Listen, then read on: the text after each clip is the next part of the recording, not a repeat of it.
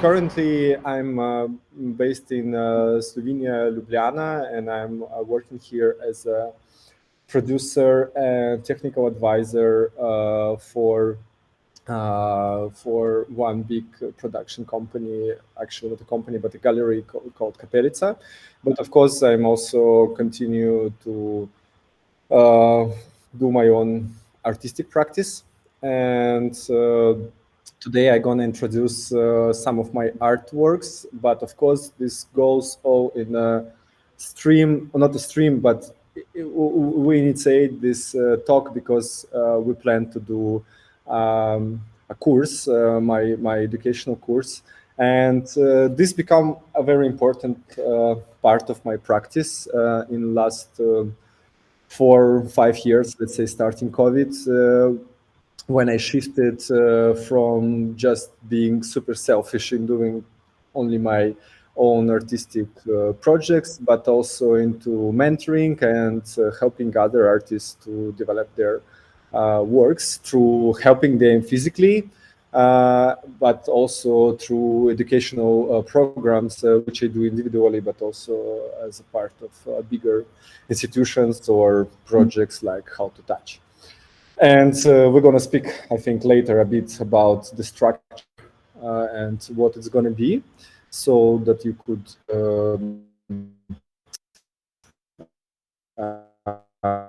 and what we're going to offer. With presenting a few of my projects I have developed in last, let's say, 15 years of active artistic career. But of course, I will not like explain all of them. I will be more oriented on the specific projects which are relevant for exact our potential course we're going to do, because I want to present exactly the ways and the strategies, tactics, and techniques I will share, and how, let's say, I think I suppose, let's say, universal, how universal they are, for artists, designers, researchers, potentially. So sorry for my weak English. I will try to do my best, but I hope it's going to be more or less understandable what I'm presenting and what it is all about. During, like, my main focuses are sound art, robotic art, kinetic art, and everything in between. I'm not really into the computer graphics, what is quite unique, I think, for Hou2Touch, because mostly, as I understood, it was oriented on developing, not developing, but providing courses dedicated more to motion graphics, video effects, video processing, generative graphics, and so on. I'm more working with the physical objects, let's call it like this.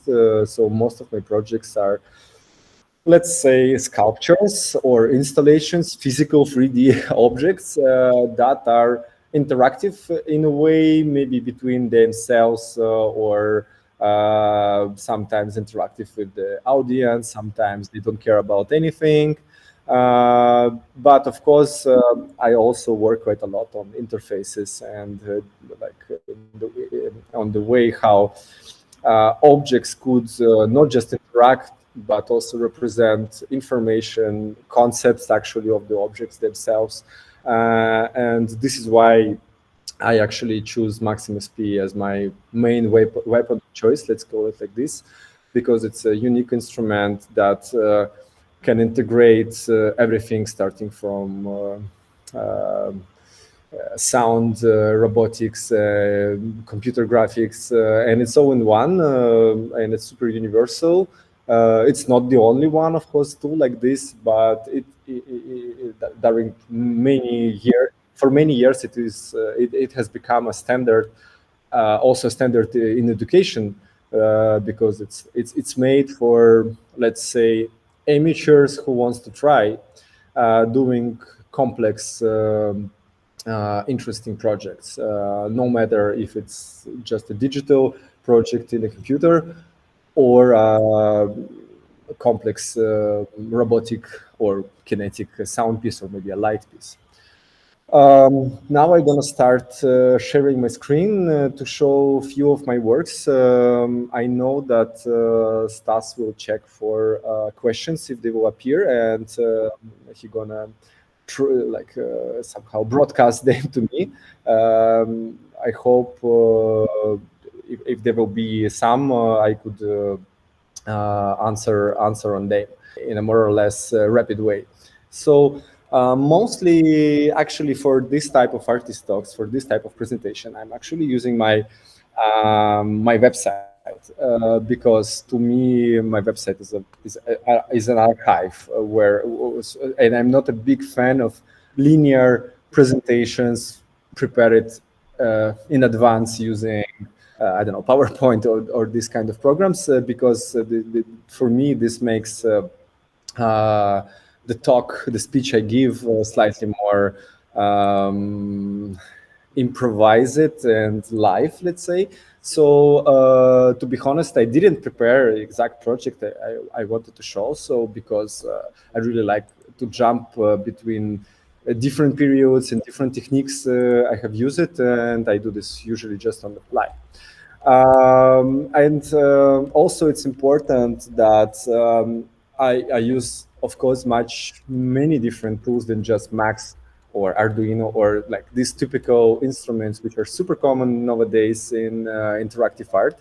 But to me, they all become more or less the same in a good way because to me it's the most important to me was the most important when I was studying, when I was learning this, to understand the main logic and principles of how the projects are developed, how to connect not connectable things together, how to connect digital and physical world. And even if some of the projects I'm going to present are not really made with Max, to me it doesn't matter because most of the software and hardware, I know it sounds a bit rounding everything, but they work more or less the same. It's the most important thing is your concept and understanding what you're doing, and then this could help you actually to choose exact tool or instruments to develop the project. But once you understand the main principles, it doesn't matter if you use I don't know, Arduino and MaxMSP or Pure Data and Teensy or maybe Touch Designer and some other kind of platform or hardware board. And of course, we're gonna all discuss all of these things during the course as well. So the first project I would like to present, it's called ADAT. And before I will explain the project itself, sorry, it starts to sound. There is like automatic start of one of the videos on the page. I need to mention that I almost lost this object a week ago in a quick fire that happened in my workshop. Actually, it was a workshop of a gallery, so not only my workshop. And luckily, this object survived, but severely was damaged by water heat, falling ceiling, and so on. So it's almost not existing right now, but I am planning to do a restoration of it. So it's kind of a phoenix, like a phoenix bird gonna be rebuilt probably pretty soon. Luckily, I didn't lost it completely. So ADAT is a very typical project for me for my practice. It doesn't mean it's not unique or just standard somehow, but like regarding the my statement that my main practice is combining digital world and maybe like natural phenomena and science together, and of course the hardware. This is a very typical like a chrestomatic project which will exactly present like my, let's say, my main skills or my main okay, you get what I wanted to say. So Adad actually is a name of an ancient Mesopotamian god of thunder.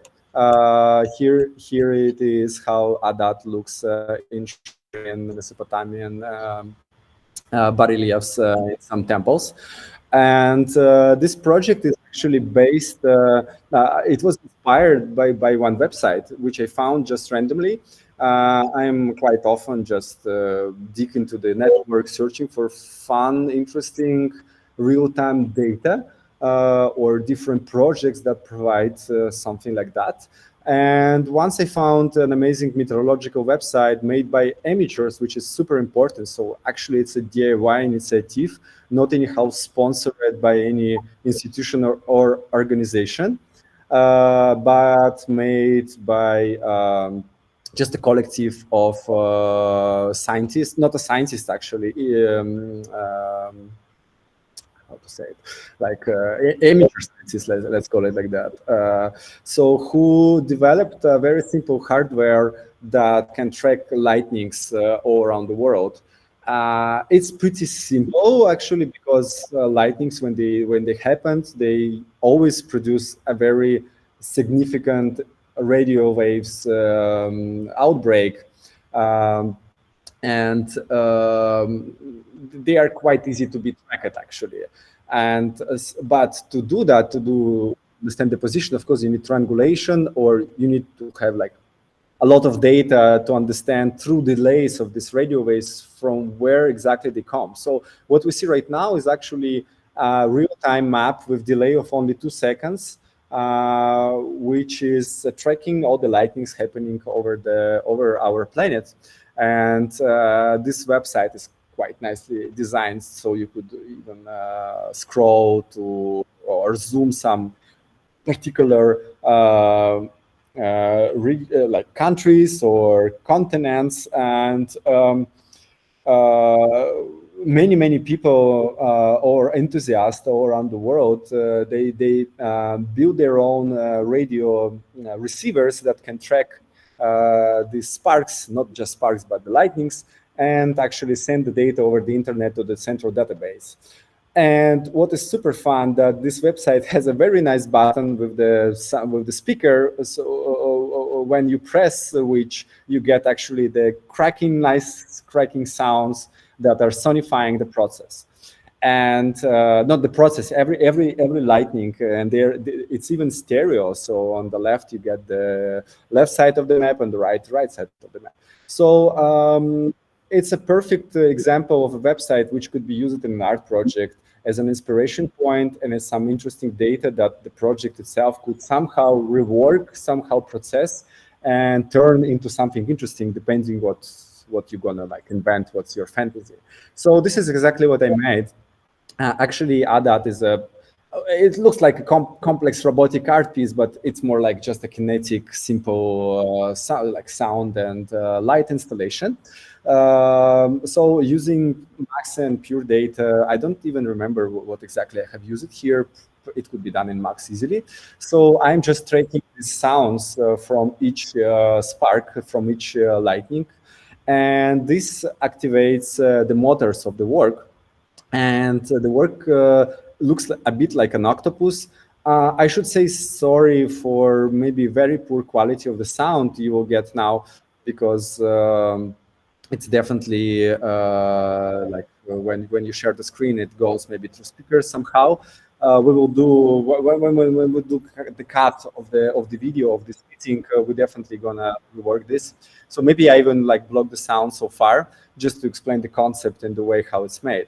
So this octopus looked like object every time when some of the lightnings appears, rises the hammer, or let's say an arm, and then this arm just using the gravity falls down, and it has some kind of like small hammer sticks with the rubber from the pencils that hits itself. But on the spots where it falls down, there is a crystal which is called piezo crystal. Actually, a DIY piezo crystal I made myself, which is quite easy. And if you heard about like piezo crystals, or Rochelle salt in this case.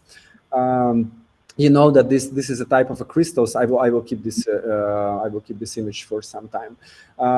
This is a type of crystals that can process kinetic energy into the electricity. So, and they are super widely used. Maybe like all of you have seen the the lighters for smoking or for candles, which doesn't has the wheel for making sparks, but just has a button. And once you press it, you get a spark, and this spark fires the gas. Or of course, they are widely used, for example, in microphones. In contact microphones, and not only in contact microphones, because the sound waves or some vibration of the surface, so acoustic waves, let's call them like that, they are like kinetic energy as well, and they could be transferred into electricity just because of the way how these crystals react to that. So once the hammer hit this crystal, I got the data of I'm measuring this electricity that the crystal produces while it's heated. And it goes to Arduino and analyze the wave of this spark, and turns this into the sound and into the sparks of the lamp. And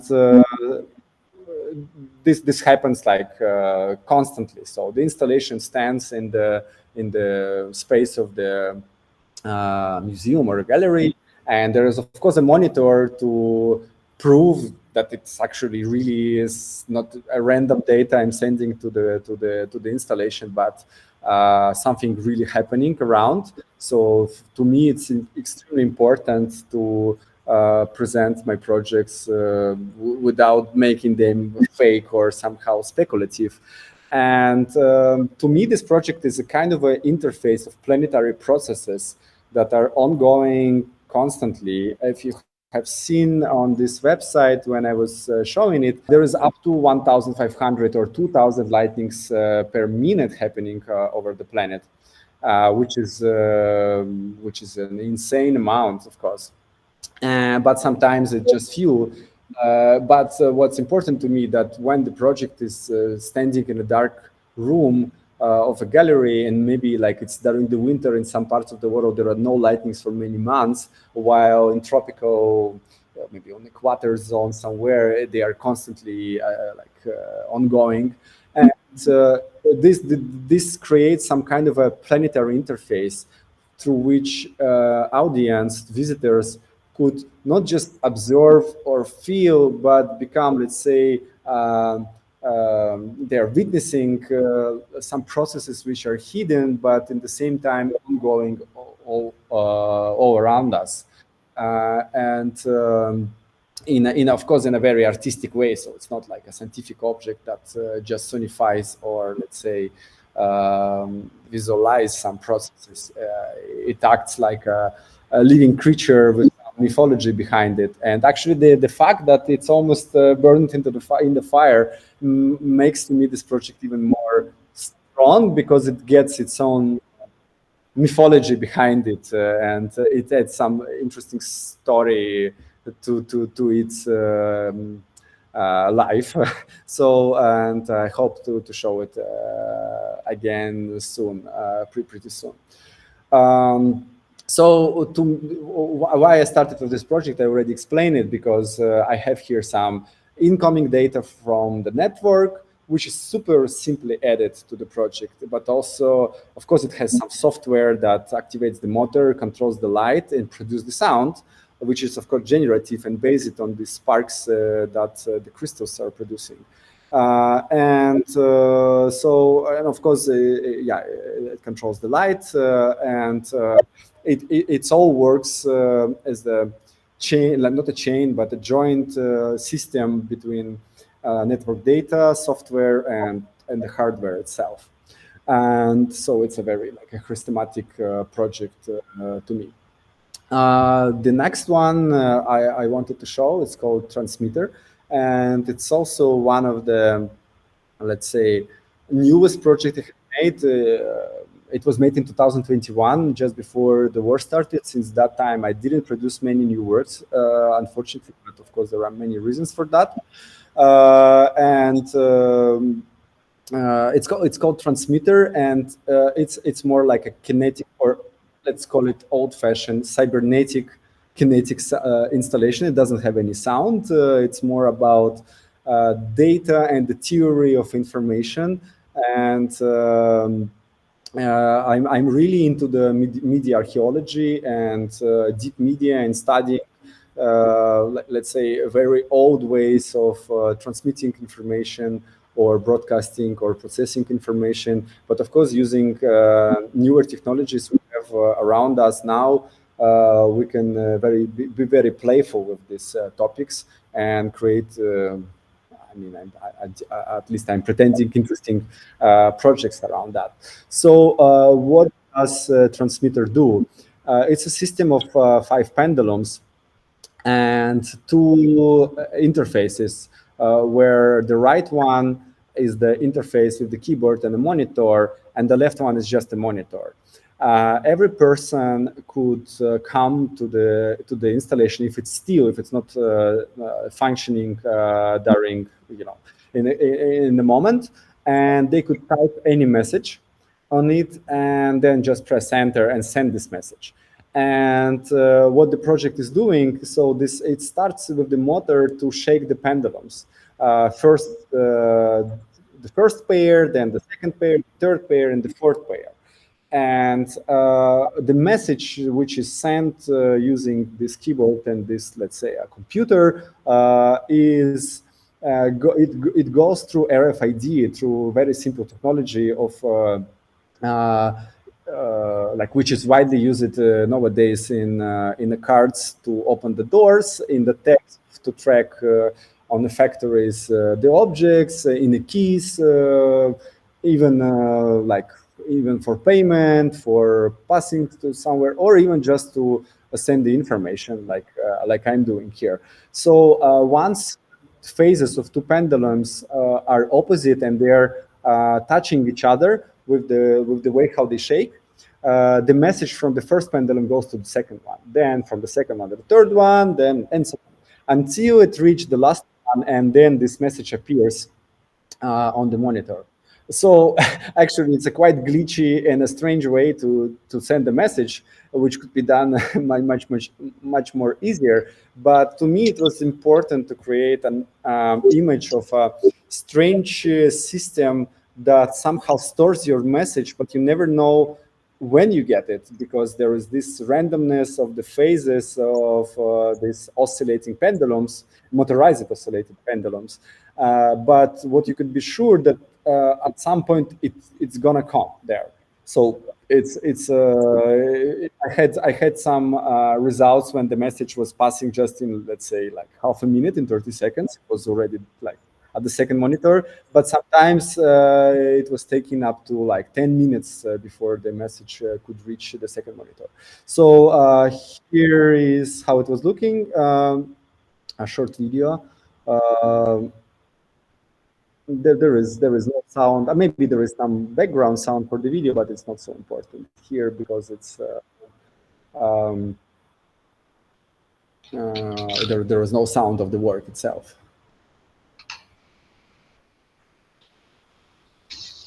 And this is also a project completely made using Max for all the interfaces, for the input of the text, for moving the motors.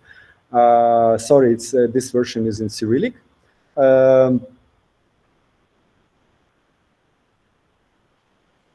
But of course, it could be, which is quite fun because like Max is so flexible that you don't care which language you use, and it could be like any of them.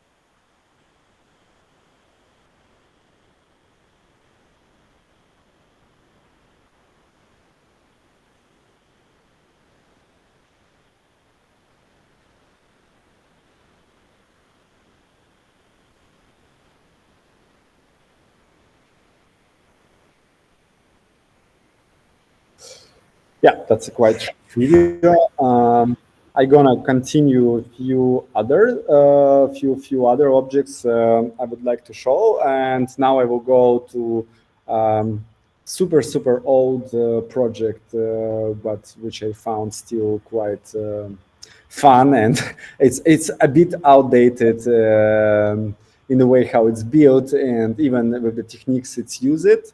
But the latest version of it is also functioning on the Macs. Like maybe the last time I was showing this installation was 2013 or something like this, so it's more than 10, 11 years old. But yeah, it doesn't matter. So the project is called Financial Risks. And the inspiration for this project was actually credit cards. The plastic credit cards, or let's say debit cards, doesn't matter. So the cards with the money that everyone is using these days. And the installation itself is an interface for 6 card readers. So I remember when I was building it, it was still quite popular. The chips which we use now for contactless payment or for putting the card into the ATM machines, at that time, like 11, 12 years ago, when I was building the project, were not so popular. I don't even remember if they were already existing or that widely popular. So, and magnetic stripes were actually the main way how people were paying using the credit card. So, but like with all media art projects, you have 10 years, 12 years, maybe after that it will become a very vintage object, and the interface and the computer, whatever you're going to use in it, will become outdated. What was the interaction for how it was actually running? It was written a text next to the installation that to activate the project, you need to take your credit card and actually sweep. I don't know if it's the right word, or sweep. Sweep it into the card reader with the magnetic stripe. And the more you do that, the more active the project sounds, and also produce the some kind of very glitchy images, which were partially made using circuit band modified old Sega game console, but they were processed through Macs also to be quite like slightly more interesting and fun.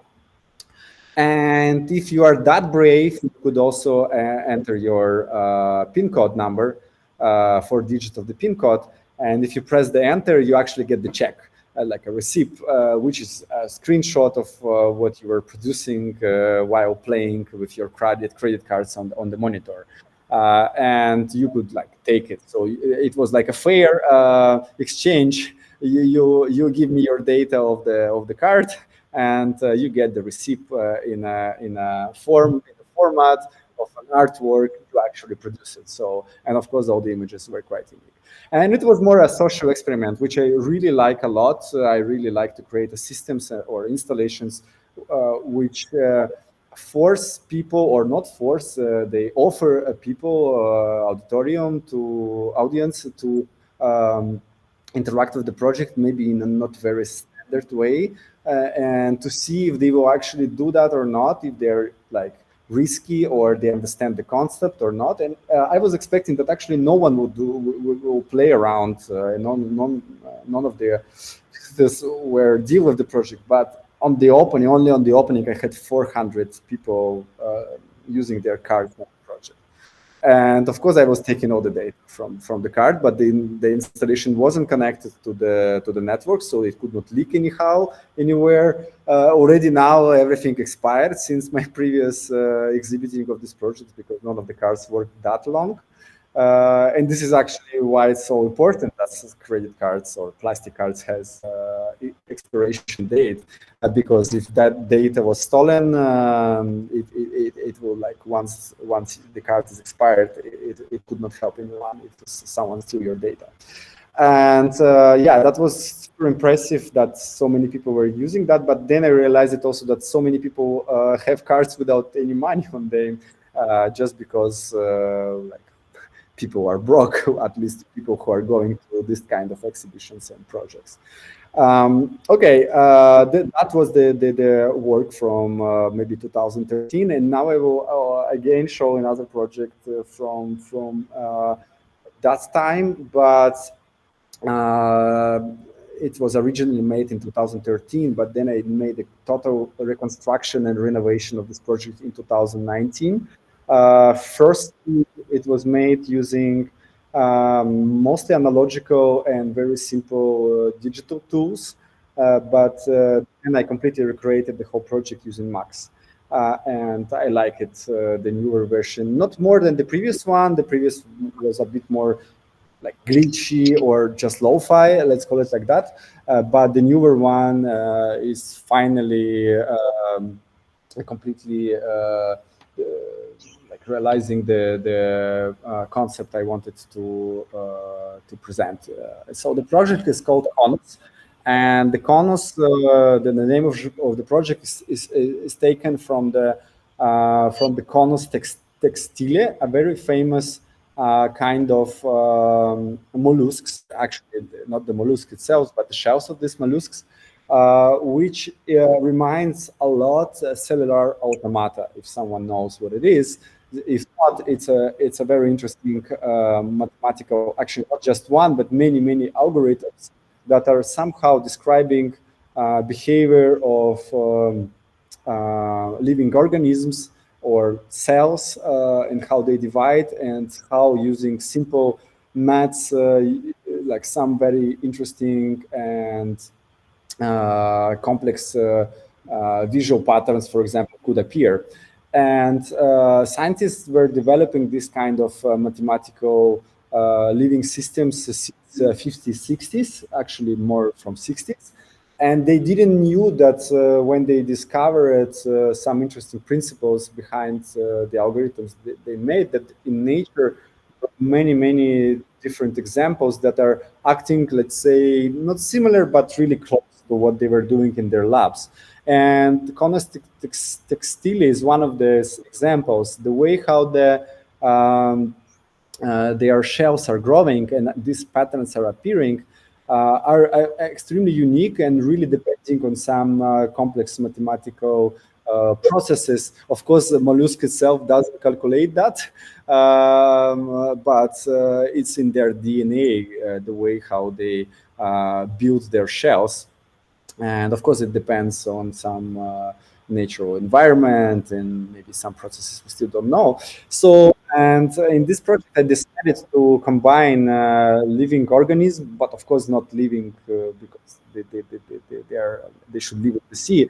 But I found a few examples of really beautiful shells from the dead mollusks, of course, and which is also super fun because these mollusks are one of the most poisonous creatures on the planet. The poison they have is so strong that it could kill a diver easily, and they actually shoot with some kind of needles to kill the fish and then eat it. So they are predators. But every year, some people are dying when they're trying to deal with these cuties. So and what I made in the project, I have add 5 of these shells of slightly different types, and I have add cameras that are tracking their patterns. So every shell is standing on these small spinning platforms, and the cameras, which are slightly modified to get close focus, so that they could like focus on the surface of this mollusk. They capture the image of the mollusk.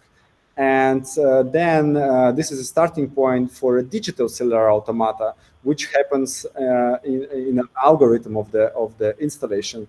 And as you can see on this image on one of the monitors, so the project has 3 monitors. One shows the process of analyzing the data from the mollusks. Sorry, maybe there is an image that shows all monitors together. Yeah, maybe here. And then the second monitor, which is on the top, creates the cellular automata, like a digital version of it based on the images from the shells. And then the third screen is more like a abstract interpretation of some algorithm. So it's more like an abstract image that generates from this algorithm, as well as the sound. So it's a audio visual installation, of course, with a very small monitor. It's not a projector or something, but to me, it's more important to create a system which is like more a sculpture and a kinetic object. It's everything in itself, and the big monitor will be not suitable for this type of project. So maybe I will not even go into showing the video of this one. You could easily check this on the website, and probably there is a video only of the very first version. Yeah, and the updated one is from 2019. But you could anyway check it as well. So I also do quite a lot of small objects. So it's not only like big or medium-sized installations, but I have a huge number of, let's call them one-day projects. Of course, they are not one day, but they are much smaller, and I really like to deal with the objects which are look at like musical instruments or just some weird creatures and do something fun. And as you could see, I like to deal with some natural phenomena and processes and somehow involve them into projects, from crystals to shells, from data to maybe some social processes. And for example, this small project, which is based on Raspberry Pi, a small computer that runs pure data. So it's not really relevant to our discussion about, or my talk about Maximus P, but pure data is actually a son of Maximus P. And once you know Max very well, pure data become a very simple instrument to learn as well, which is important for me to mention. So, and the big advantage, for example, pure data, at least at the moment when I was developing this project, is that you could easily install pure data on a small computer like Raspberry Pi and hide it in some object without having an extra computer, like a big computer standing next to it. So this project, which is called Ra, actually I like 3 or 4 of them, different versions, but they are all the same. And the main principle here is that I have this disk which is called Period Sun, or a fool's dollar. It's a very rare version of the period mineral, which is usually growing in the format of square crystals. But sometimes in a few mines, in coal mines in USA, in Illinois, the miners find period in a shape of a disc, and the more round it is, the more expensive it is, and more harder it is to get. And they are quite rare, unique, because most of the coal mines in the US in that region are already closed, and it's not allowed to go there and harvest them. So it's a very limited amount of these discs. And like scientists doesn't understand why the period was growing in this shape. There were some interesting theories that maybe it was some kind of animal which was substituted with this mineral, like, I don't know, jellyfish or something like that.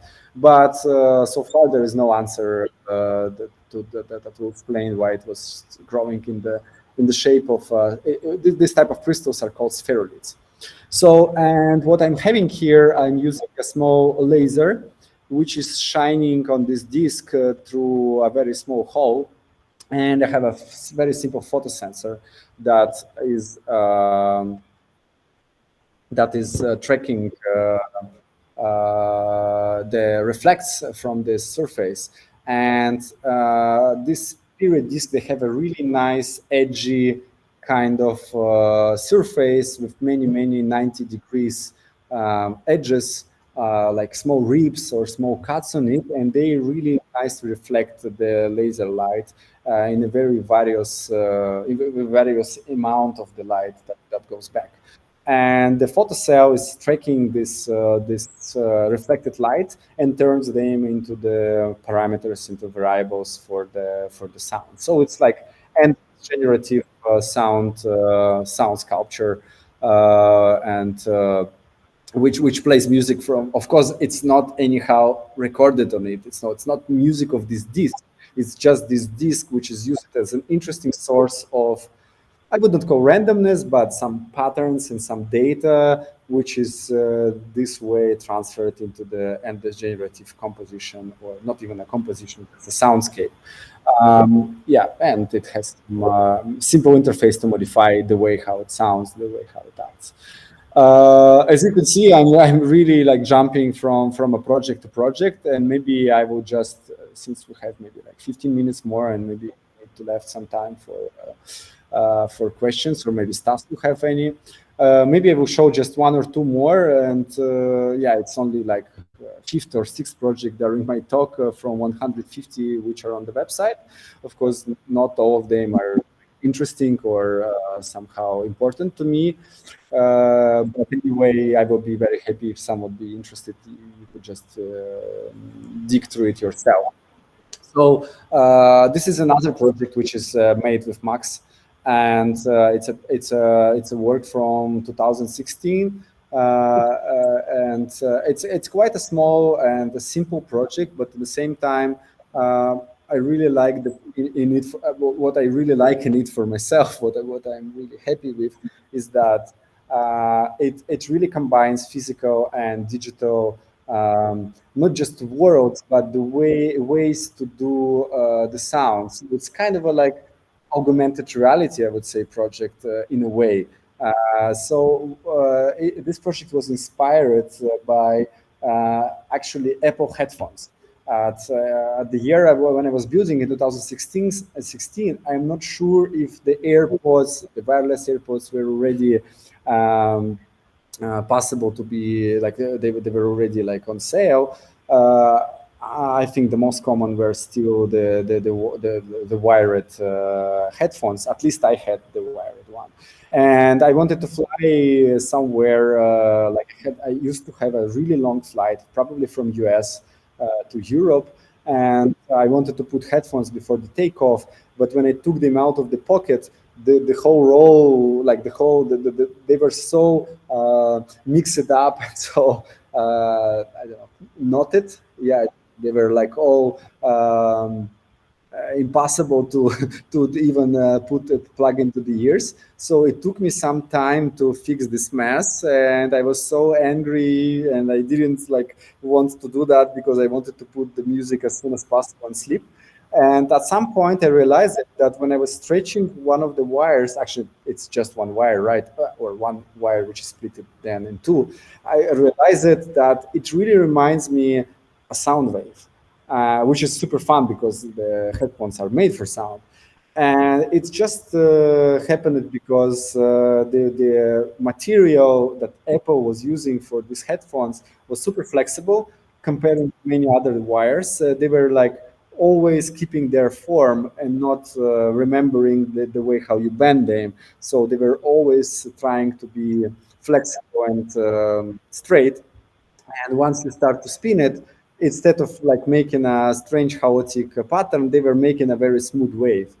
And I decided that I need to come back home and immediately make a project which would involve this type of wires and use them as actually a basic sound wave or as some graph for the project. So once I came, it took me like maybe 3-4 days to develop this small thing. I immediately cut the wire from the headphones, and the project has two stepper motors. So stepper motors are quite nice. It's a nice choice if you want to make something precise and to calculate exact movement. So they're super widely used in robotics, for example, or in 3D printing or in any CNC machines. And this wire is stretched in between these two motors, and they're spinning in different directions or sometimes in the same direction. But what they're doing, they're bending this wire and making it to create some patterns or some waves, call it like this. And then there is a camera that look at this, that watches this or observe this wire, which is hanging over the black surface for the background. And then the camera makes the screenshots. Actually, it has nine cells here, and in each cell there is a snapshot made from the video, and then this snapshot is turned into the graph, into some parameter for some variables of synthesis of the sound. And this is kind of a like, I would call maybe it as a wavetable project as well, because the timbre of the sound as well is based on this sound, like of this shape, wave shape. But also reverberation, filter, and many other parameters, they are depending on the way how the special like red line, which reads this graph, turns this into the numbers, which are controlling some parameters of the sound. And it's to me, it's a typical combo of some kinetic hardware meditative process, not hardware, like a physical process where like the observer could see the physical object, and then in the same time he see it as like a digital media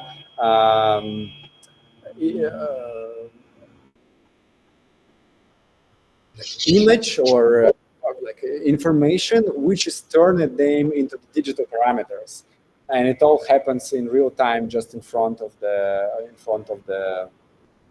visitor. Uh, I don't know if the sound goes, but there's but this project is quite important. The way how it sounds.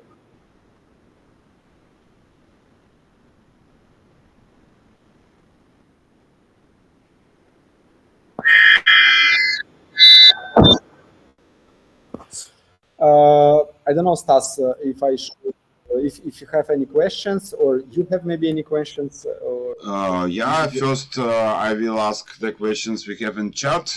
There are a bunch of them. Uh, Two questions from Dmitry. Why you shift from pure data to Maximus P? And what do you think about RNBO? Do you use it uh, nowadays, or there enough power under MSP capability?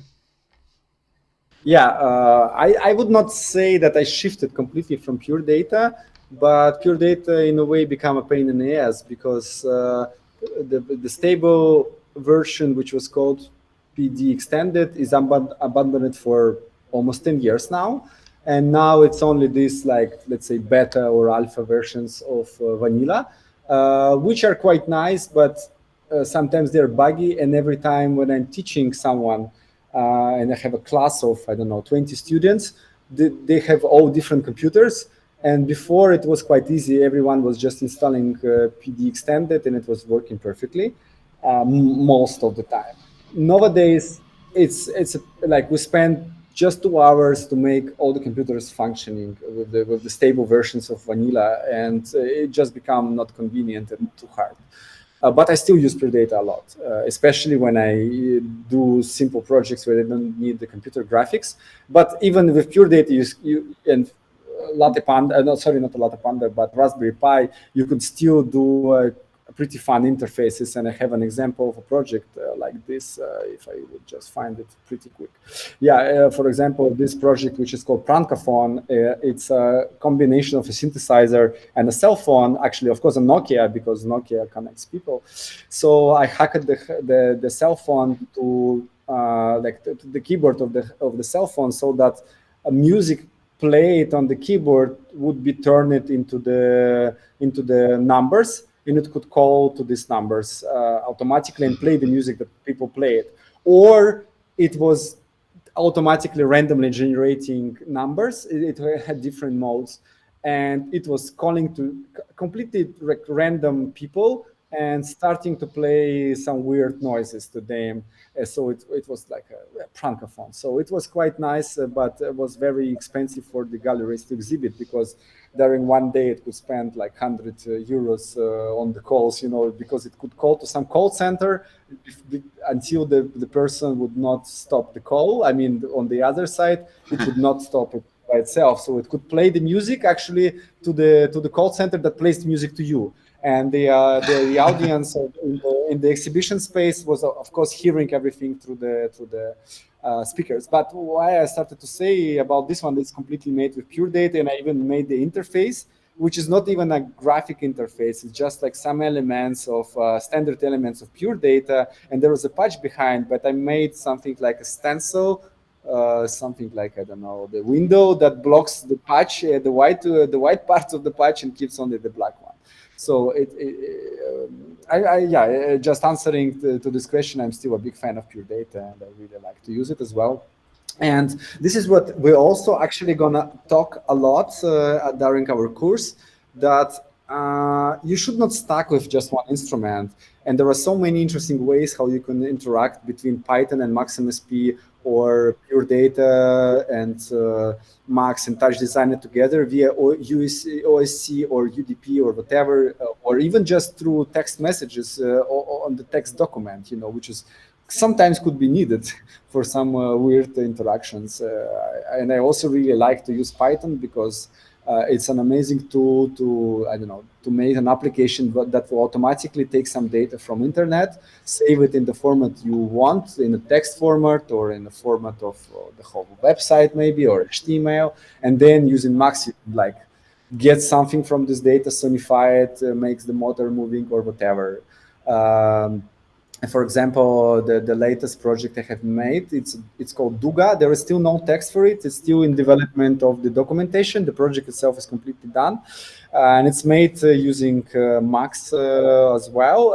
But the Python, for example, is taking data from the scientific lab to make the work active. So it's a project dedicated to the Schumann resonance, a very famous physical phenomena, atmospheric phenomena of the radio waves, which are bouncing around the Earth, and it's widely used by crazy New Age people who are trying to interpret this in a very strange way. Let's call it like this, would be accurate, which could be also true at the end, the way how the Schumann resonance is affecting our body or our brain. But here I wanted to create an extremely proved by scientists project where I'm tracking this data from the lab, the only lab that provides real-time proper data about the Schumann resonance in the ionosphere of the planet. And then these frequencies which I'm getting, they are turned into the oscillations of the electromagnets and the magnet on the pendulum. What makes this pendulum acting super weird, you see, as you can see, it's not like a standard pendulum that in one dimension or in two dimensions oscillates, but it works like a robotic living creature, or like a dancer that do really strange patterns. And then at the end of this pendulum, I have an infrared LED and infrared camera behind it that tracks this light. And you can see here on the monitor, on this simple interface, which I also made in Max, something like a feedback traces of these movements, which are turned into the sound. So it's quite a complex thing just to get some interesting visual process which you can observe, and also like a soundscape that it creates. Answering the second question about RNBO, I wouldn't say I'm super familiar with that yet, to be honest.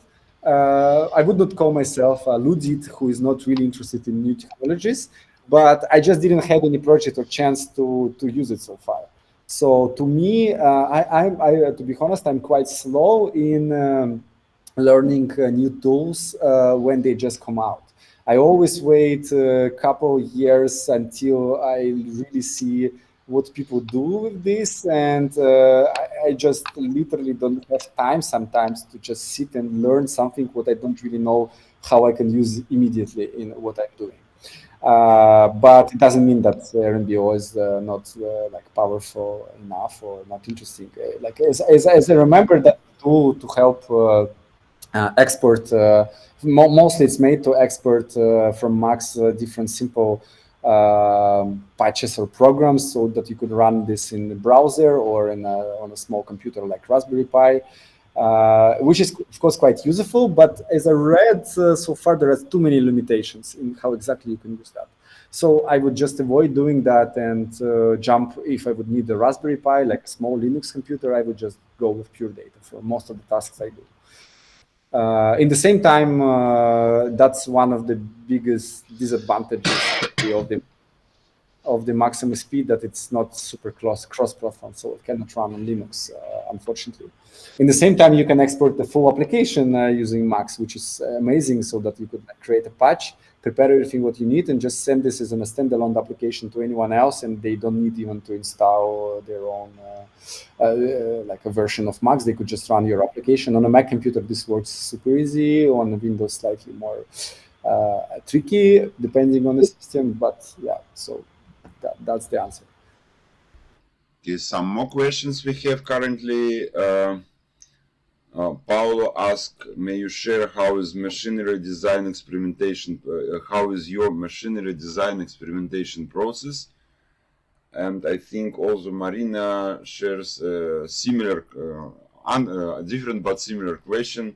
What do you need to know to implement such projects apart from software? That's, I mean, I could be ironical and answer that you need to go to our course and learn. Basically, I think so. It sounds like that. That's the courses. Basically, it's about how to get into that. Yeah, but exactly. Stas is right. Well, I never, in the same time, I never learned anything anywhere. So I'm a complete amateur.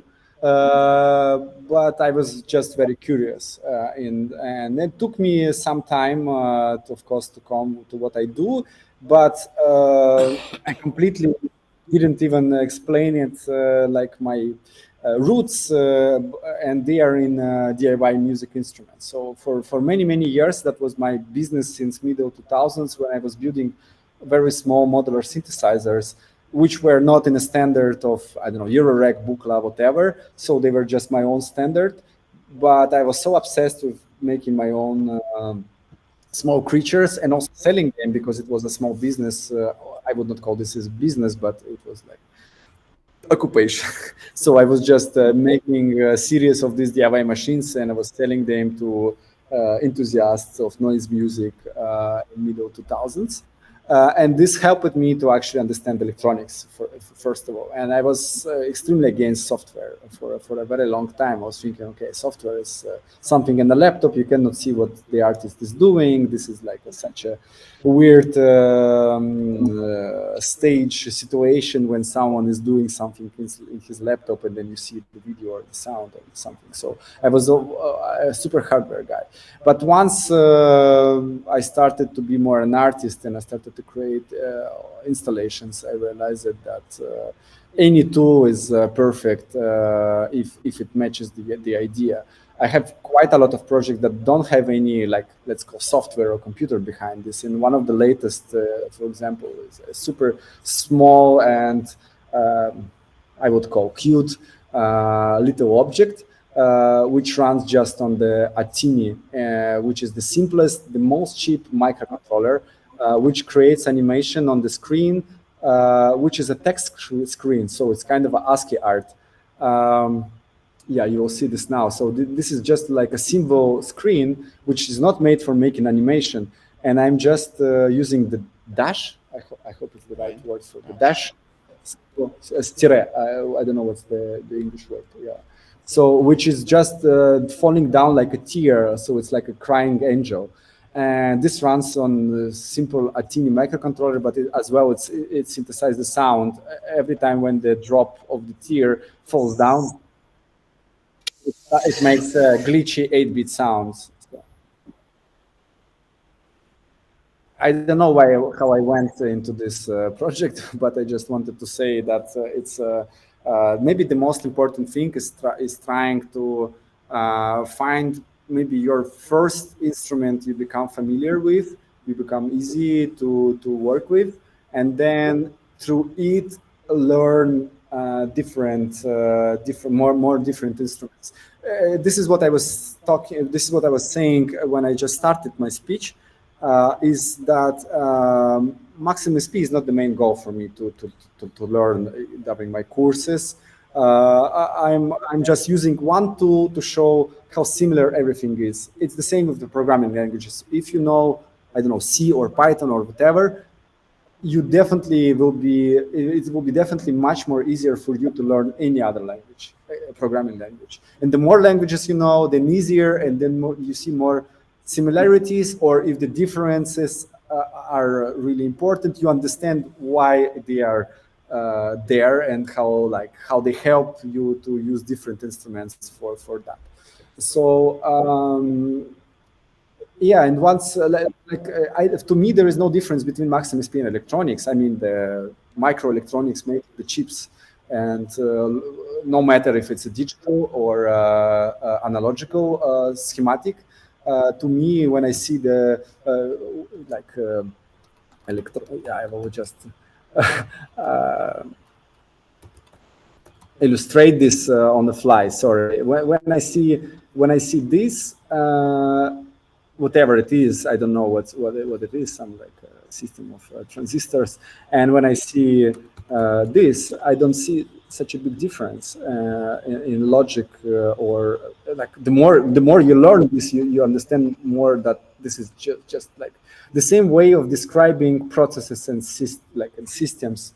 Maybe on a different levels, in a very different way, but the more you learn this, then the more you see the similarities, and it's just about the logic. But if we're talking now about the techniques, about the technical part of that, to me, it's also super important to inspire students to develop their own project and to invent concepts and trying to make them happen at working. It doesn't go super smooth from the beginning, but it doesn't mean that it's impossible. I have quite a lot of interesting results during last years where students were learning basics, but then very fast jumping into do even more complex and interesting things than I can do. So and finding their own paths, even if it was far from what I was giving them. So the main goal is to inspire and to help and to support, of course, through one instrument, or like one instrument and some additional elements. We have two more questions, which looks a bit about the same topic. What the process of designing the physical sculptures? Do you have a machine shop where you make parts as you go along and fit them together, or you design that first and then fabricate? And second question is, do you work in a team? In your practice, is software or sculpture more important to your aesthetic? Yeah. Okay. First of all, I had a workshop, but because of the war situation, I moved it out of the Russian Federation, and I left everything what I had there, the studio and most of the works in my where I was working. So I had a fully, the whole process of the development of the project was concentrated in my studio. So I had a laser cutter, all the machines for making metal parts, everything for electronics, like the full equipment workshop. So now I'm based in Ljubljana in Slovenia, and I'm a part of a big institution where I have my own workshop, which I, of course, which we share all together, but I also have my own space. But as I said in the beginning, we had a fire there a week ago. And so currently I don't have any space to work and no tools, but to me it's not that important anymore, because I just know the number of the tools and what I need to make, and I'm quite fast and flexible in changing the place where I develop if I just have the basic materials and tools, and some, I don't know, workshops or some people who I could come and do metal part on the lathe or a milling machine, or do electronics in some corners. So I'm quite flexible with this. So currently I'm without a workshop. But of course, it's very important to have one. The quality of the work really depends, and actually the speed of developing the project is also really depends on the environment you have and the facilities you can use. So speaking about how I develop the project, I don't do any plans. I don't do any 3D. I just assemble everything in my head. before I start to actually developing the project. But of course, if I need to cut some part, I do some, I don't know, for laser cutting or for milling or for any kind of machine processing of the materials. Of course, I do some blueprints, but they are mostly just 2D because I already by that time know how in 3D the object is gonna look. So I just do this simplified version for machines to cut what I had in my head. And I really like how it goes. Maybe I'm not that elegant with the works if I would do this in 3D in a more flexible or somehow more or complex forms. But to me, projects are interfaces. And they should be also a bit like schematically showing the processes which are happening in their brains, electronics, or wherever. So, I'm trying to keep answering also second question at the same time. I'm trying to keep this balance when the object's not going just into the sculpture as a visual objects. This is also fun. I have probably my own aesthetic, which I'm not really like, I don't have a lot of reflexia about this. So I'm not really like trying to analyze why I came to this type of forms where I started to make more black objects. I don't have this in mind. I don't care. It goes how it goes. Maybe like next year will be a year of only aluminum works. This like few last projects of maybe like 5-6 years, they were more like plastic, but before it was much more aluminum, and before it was more like crazy somehow mixing everything together. So it goes how it goes. So I'm not really like torturing myself with thinking about that.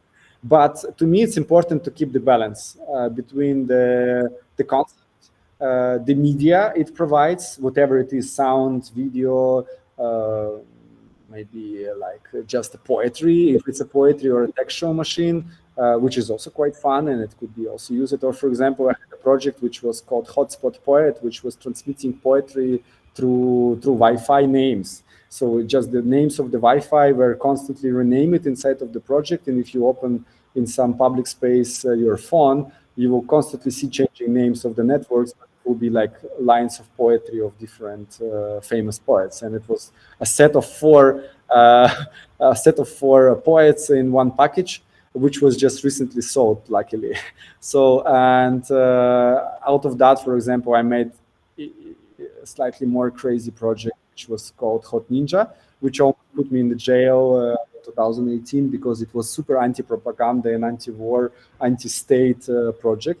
So like more like a hacktivist object, and I had a lot of troubles with FSB and authorities because of it.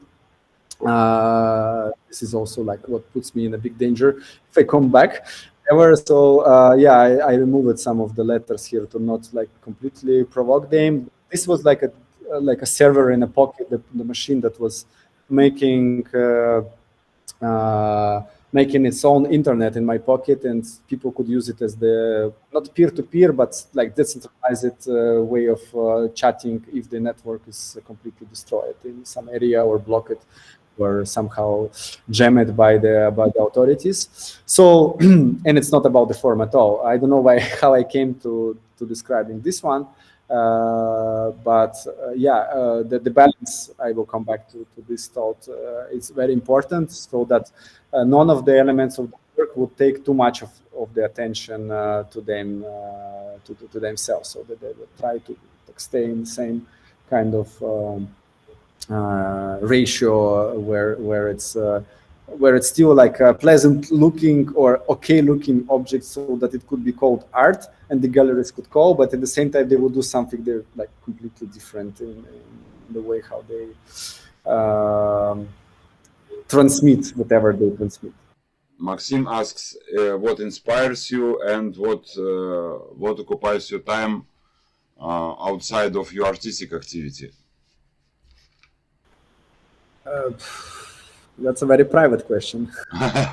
Okay, what inspires you?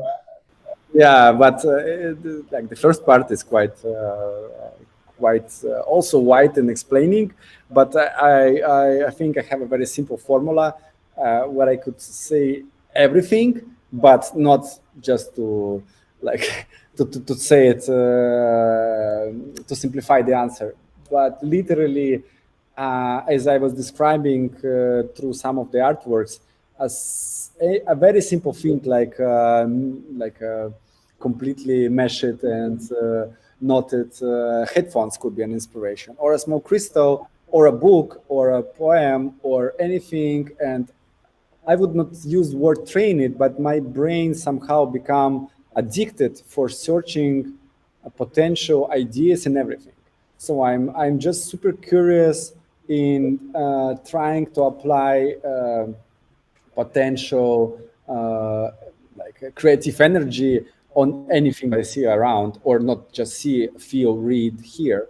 And it doesn't mean that I'm in this kind of schizophrenia of constantly thinking about the projects. But once I see something that like unique or unusual or metaphorical, I'm constantly start to analyze it through the potential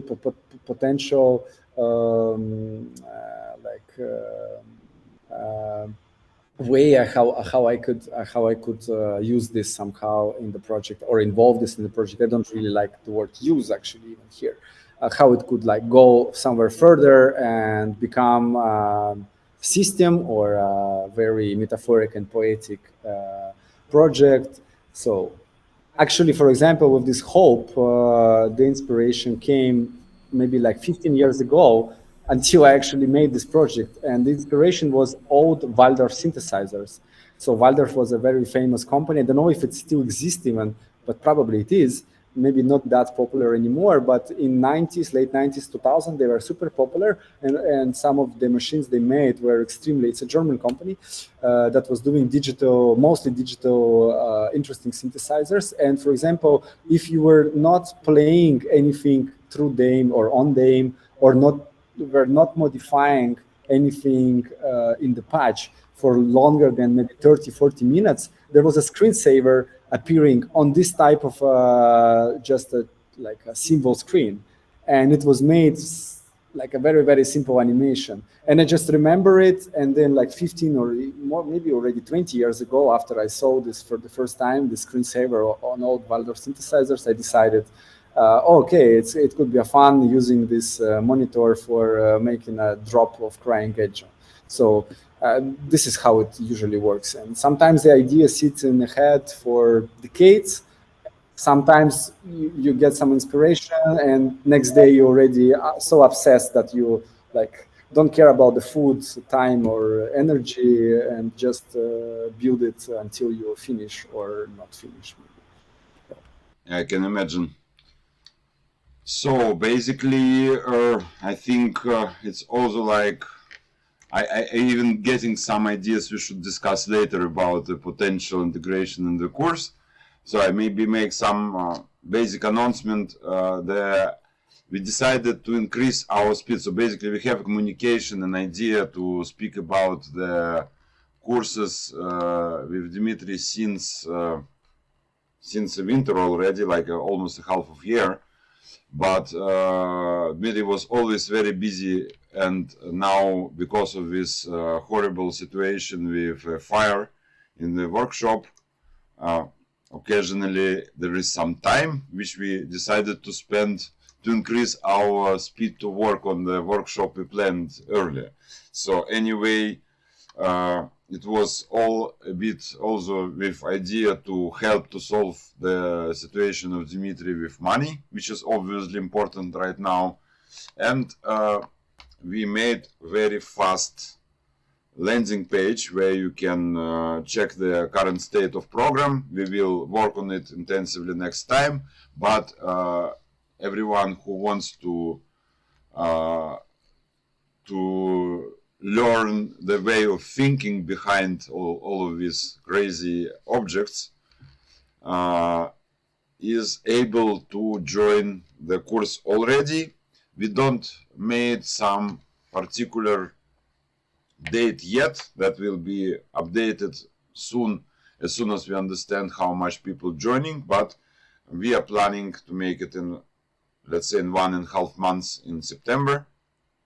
So I will show for a while the web page. So I will just cover for now the picture and make a short scroll. So like, it will be relatively big course, I would say. It's like 12 to 14 weeks. So that's everything we have right now. And yeah, I will post that in the chat, the link for that. So if you want to look into it, you can take a look. And yeah, I think as soon as we don't have so much questions more, I only can say thank you for that amazing diving in your brain history and neural network behind, and for your time, and hope to see you soon in real life. And thank you for everyone who came to join us. So as we said on the start of the stream, we will try to do our best to produce more qualitative recording, but out of some small glitches in the start, it was quite good working from my side. So I hope it was helpful, interesting, and also I have to announce next week we also have another person in touch stream with also very interesting person who is Amoeba. It's a guy from started to VJ on 80s, and he told me a crazy story how he came on 86 to the VG gig with 5 cars filled by 80 TVs to make his first VG gig. And then he was working for long years for big artistic and commercial productions, including MTV and collaborations with artists from the Warp label. So it's like proper guy from UK. We will make some announcement next day. So follow our Instagram or mailing list or Facebook, whatever, Hou2Touch. And thank you and bye-bye. Bye. Thanks.